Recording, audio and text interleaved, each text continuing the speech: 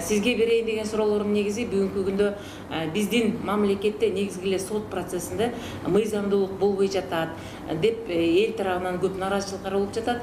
Ошол мыйзамдуулук жөнүндө бүгүнкү күндө менин оюмча биздин коомчулукка берген маалыматыбыз аз. Ошон үчүн коомчулук көп түшүнө бербей, мыйзамдын негизги нукура тамырын түшүнө албай, алар көп жерде нааразы болуп жатат деген ойго келип сизге кайрылып атабыз. Сиздин оюңуз кандай бул жөнүндө?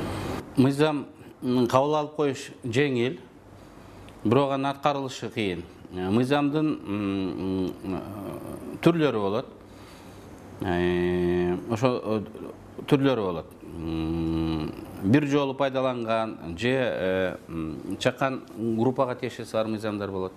Анын аткарылышын көзөмөлдөө жеңил. Анан бүт калкка багышталган, ошолордун укугун чектеген, же аларга жаңы укук мүмкүнчүлүк берген мыйзамдар болот. Муну көзөмөлдөш кыйын. Анткени мыйзам өзүнөн өзү аткарылбайт. Жакшы ниет менен иш бүтпөйт. Анын үчүн ар дайым мыйзамдуулукка ар бир адам өзүнүн укугу үчүн күрөшү керек.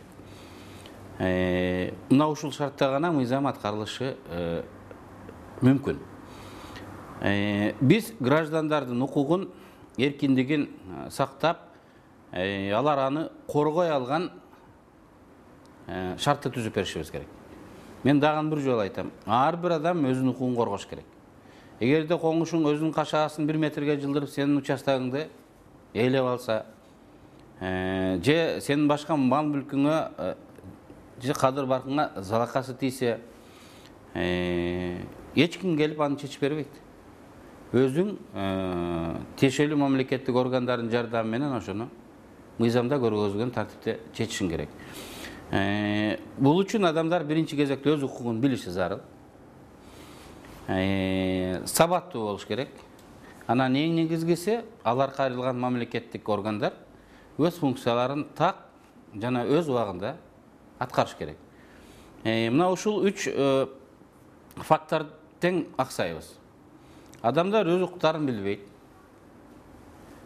Юридикалык сабаттуулугу жетишпейт. Анан эң негизгиси алар эптеп акимчиликке, айыл өкмөтүнө же башка бир мамлекеттик органдарга, анан сотко аягы келсе, алар тез чечип берүүнүн ордуна айлап жылдап созот. Акча сураган учурлары да кеңири. Анан эң негизгиси кээ бир учурларда ал жерден адилеттүү чечимге ээ болушпай калышат. Мына ушул 3 учур тең бизде бар. Мына ошондон кантип чыгып кетиш керек?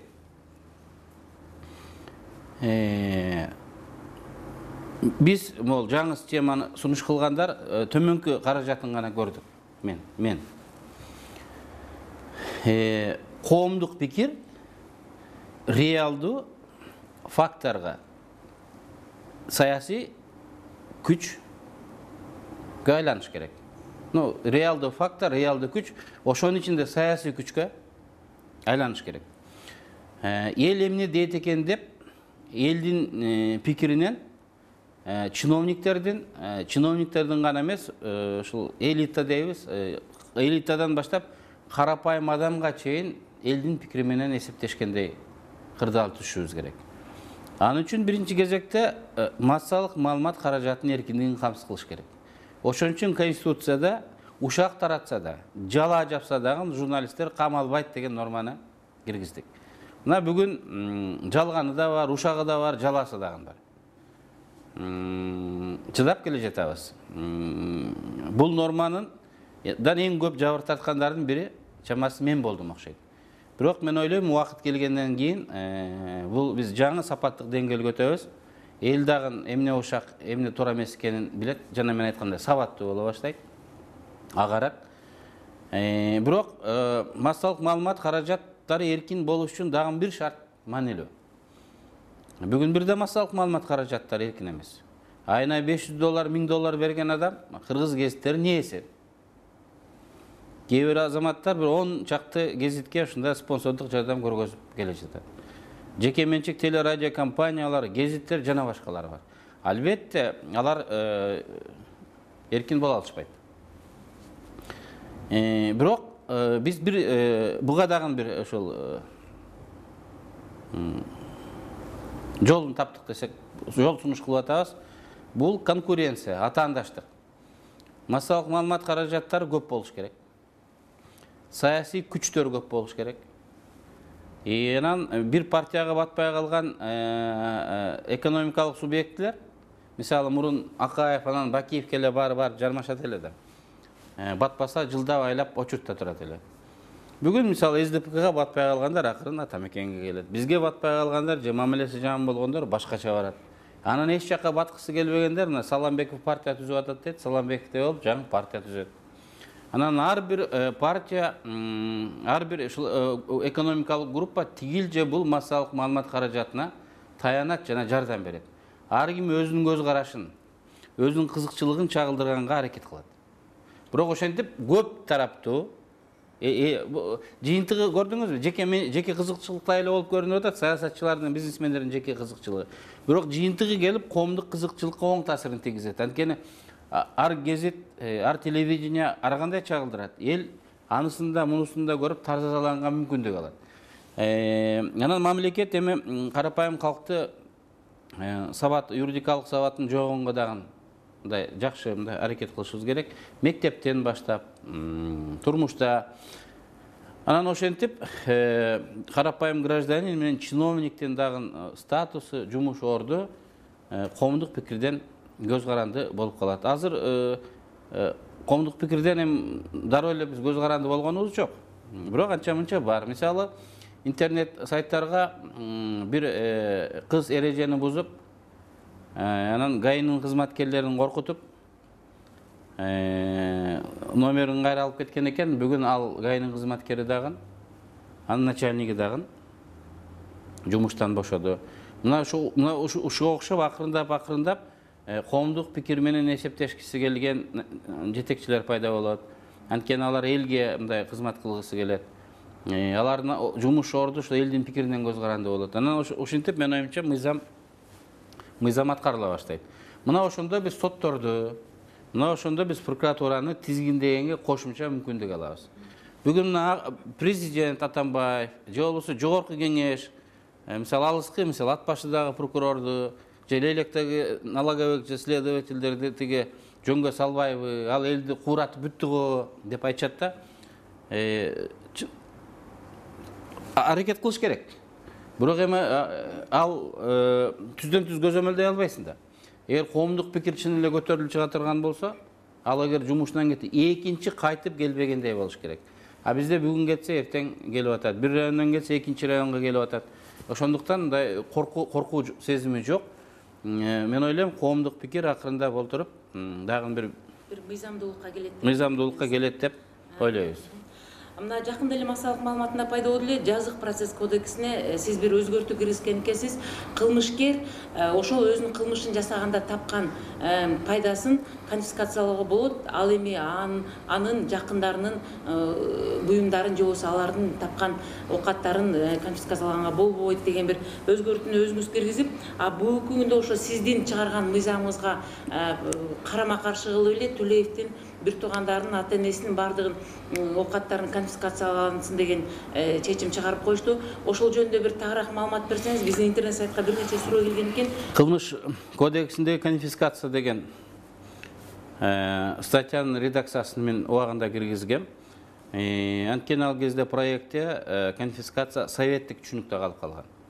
Советтик доордо таза адамдар, честный адамдар. Бир үй, бир холодильник, бир телевизор, айылдан болсоң бир уй, бир нече койдон башка, балким кээ бирлеринде дачадагы башка буюм болушу мүмкүн эмес болгон. Адам соттолгондо ошол буюмдардан ашыгынын баарын сурабай эле алып койгон. 2 үйүң болсо, 2 үйүң, 10 үйүң, 2 машинаң болсо баарын алып кое берген. Советтик адамда андан ашык мүлк болушу мүмкүн эмес эле. Бүгүн биз башка формацияга өттүк. Бүгүн өз эмгеги, таланты, кээде жолу болгондугуна байланыштуу байып кеткен адамдар бар. Биз менчик укугун таныдык. Менчик укугу мурас укугу менен тыгыз байланышкан. Анткени кээ бир адамдар байысам деп акча байлык үчүн иштесе, көпчүлүк адамдар балама, небере, чөбөрөмө калат деп өзү үчүн эмес, ушул келечек муундар үчүн иштеген адамдар дагы көп.